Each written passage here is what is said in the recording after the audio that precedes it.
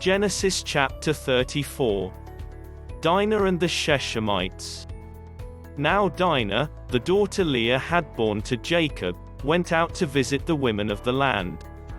When Shechem son of Hamor the Hivite, the ruler of that area, saw her, he took her and raped her. His heart was drawn to Dinah daughter of Jacob. He loved the young woman and spoke tenderly to her. And Shechem said to his father Hamor, "Get me this girl as my wife."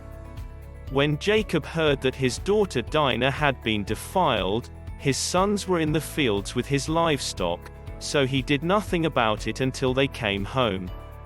Then Shechem's father Hamor went out to talk with Jacob. Meanwhile, Jacob's sons had come in from the fields as soon as they heard what had happened.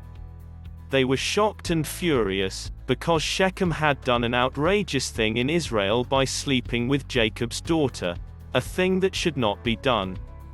But Hamor said to them, "My son Shechem has his heart set on your daughter. Please give her to him as his wife. Intermarry with us. Give us your daughters and take our daughters for yourselves. You can settle among us. The land is open to you. Live in it, trade in it, and acquire property in it." Then Shechem said to Dinah's father and brothers, "Let me find favor in your eyes, and I will give you whatever you ask.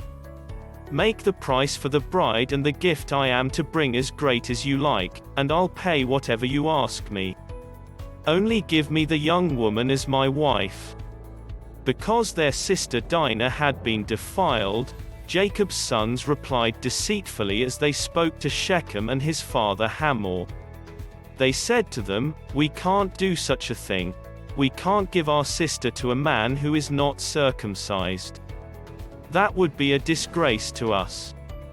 We will enter into an agreement with you on one condition only, that you become like us by circumcising all your males. Then we will give you our daughters and take your daughters for ourselves. We'll settle among you and become one people with you. But if you will not agree to be circumcised, we'll take our sister and go." Their proposal seemed good to Hamor and his son Shechem. The young man, who was the most honored of all his father's family, lost no time in doing what they said, because he was delighted with Jacob's daughter. So Hamor and his son Shechem went to the gate of their city to speak to the men of their city. "These men are friendly toward us," they said. "Let them live in our land and trade in it. The land has plenty of room for them. We can marry their daughters and they can marry ours. But the men will agree to live with us as one people only on the condition that our males be circumcised, as they themselves are. Won't their livestock, their property and all their other animals become ours? So let us agree to their terms, and they will settle among us."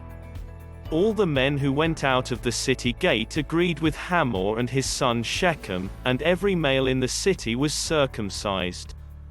3 days later, while all of them were still in pain, 2 of Jacob's sons, Simeon and Levi, Dinah's brothers, took their swords and attacked the unsuspecting city, killing every male. They put Hamor and his son Shechem to the sword and took Dinah from Shechem's house and left. The sons of Jacob came upon the dead bodies and looted the city where their sister had been defiled.